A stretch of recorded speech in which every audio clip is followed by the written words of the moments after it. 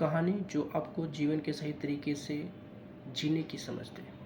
Tokyo शहर के एक महान सम्राट योद्धा रहता था जो अब बूढ़ा हो गया था, जिसने युवा लोगों को जैन धर्म सिखाने का फैसला किया। एक दोपहर एक योद्धा जो अपने विवेकहीन स्वभाव के लिए जाना जाता था वहां पहुंचा। इस युवा और स्वभाव से अधिक योद्धा ने कभी को लड़ाई हारी नहीं थी। समुराई की प्रतिष्ठा के बारे में सुनकर वह उसे हराने और अपनी प्रसिद्धि को और ज़्यादा बढ़ाने के लिए आया था। सभी छात्र इस विचार के खिलाफ थे, लेकिन बूढ़े समुराई ने चुनौती स्वीकार कर ली।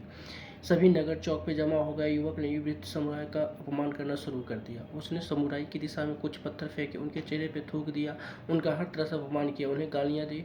उसने यहाँ तक उनके पूर्वजों को भी अपमान किया। घंटों तक उसने समुराई को भड़काने की सब कुछ किया, लेकिन समुराई शांत रहा। दोपहर के अंत में जब अब तक थका हुआ और खुद ही अपमानित महसूस करते हुए वो घमंडी योद्धा चला गया।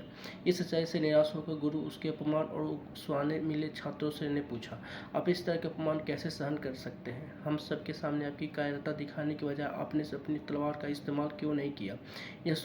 यह जानते हुए भी कि आप लड़ाई में उसे हरा भी सकते हैं। अगर कोई आपके पास उपहार लेकर आता है और इसे स्वीकार नहीं करता है तो उपहार किसका है? समुराई ने पूछा। जिसने इसे देने की कोशिश की उसके एक शिष्य ने उत्तर दिया, वैसे ही ईर्ष्या, क्रोध और अपमान के लिए भी होता है, गुरु ने कहा। जब उन्हें स्वीकार नहीं किया जाता है तो उसी के पास रह जाता है जिन्हें उन्हें देने की कोशिश की है। अपने गुरु की इतनी गहरी बात सुनकर शिष्यों के मन में उनके लिए और भी आदर की भावना बढ़ गई। कहानी की शिक्षा, ऐसा कोई भी वस्तु किसी और व्यक्ति को देने की कोशिश मत करिए जो आपको अच्छी न लगती हो, क्योंकि अगर उन्होंने उसे नहीं लिया तो वे अंत में आपके पास ही रह जाएगी, फिर चाहे वो कोई भौतिक वस्तु या कोई भावना हो। कहानी 2, संघर्ष को श्राप मत समझो। एक प्रयोग किया जिसमें उस अनाज से भरे जार के ऊपर एक चूहा रखा गया था।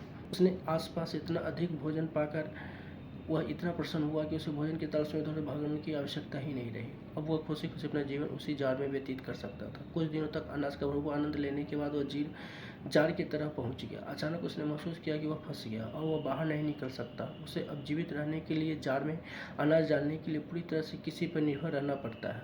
अब उसके पास जो भी दिया जाता था उसे खाने के अलावा कोई चारा नहीं था। कहानी की शिक्षा, इस प्रयोग से सीखने से सब कुछ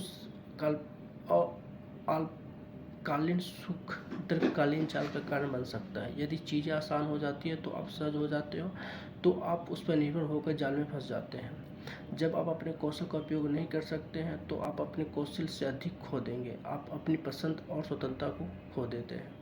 स्वतंत्रता आसान नहीं होता, लेकिन जल्दी खो सकती है। ज़िंदगी में कुछ भी आसानी से नहीं मिलता, और अगर आसानी से मिले जाए तो शायद वो इसके लायक नहीं होता।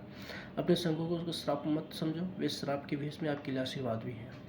कहानी 3, सिर्फ 5 मिनट और। एक दिन पार्क में एक महिला खेल के मैदान के बीच एक पुरुष के बगल में बैठी। उसने बगल में बैठे आदमी से बात करते हुए कहा, यह मेरा बेटा है, पीले रंग की टी शर्ट पहने एक लड़की की ओर इशारा करते हुए। वह दिखने में काफ़ी स्मार्ट और हैंडसम था। आदमी ने उत्तर दिया। उसने आगे कहा, वह सफ़ेद ड्रेस में बाइक पर मेरी बेटी है। फिर अपनी घड़ी की तरफ देखा, अपनी बेटी को बुलाया, बेटी क्या कहती हो, अब वापस चले?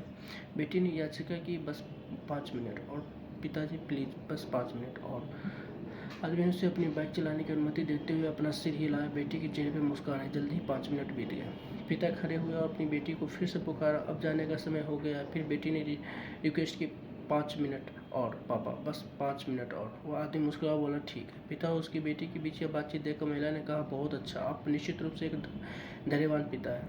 वह आदमी मुस्कुरा फिर से कहा, उसके बड़े भाई को पिछले साल एक शराबी ड्राइवर ने मार डाला था जब वह यहाँ अपनी बाइक की सवारी कर रहा था। मैंने जय के साथ कभी ज़्यादा समय नहीं बिताया, और अब मैं उसके साथ सिर्फ 5 मिनट बिताने और उसकी माफ़ी मांगने के लिए कोई भी कीमत चुका सकता हूँ। मैंने अब अपनी बेटी के साथ वही गलती नहीं करने की कसम खाई है। वह सोचती है कि उसके पास अपनी बाइक चलाने के लिए 5 मिनट और है। सच तो यह है कि मुझे उसका खेल देखने के लिए 5 मिनट और मिलते हैं। कहानी की शिक्षा, जीवन प्राथमिकताएं बनाने के बारे में है, और जीवन अन्य सभी के ऊपर एक और एकमात्र प्राथमिकता है। इसलिए परिजनों के साथ अपना जितना समय बिता सकते हो बिताएं। धन्यवाद इस कहानी को सुनने के लिए।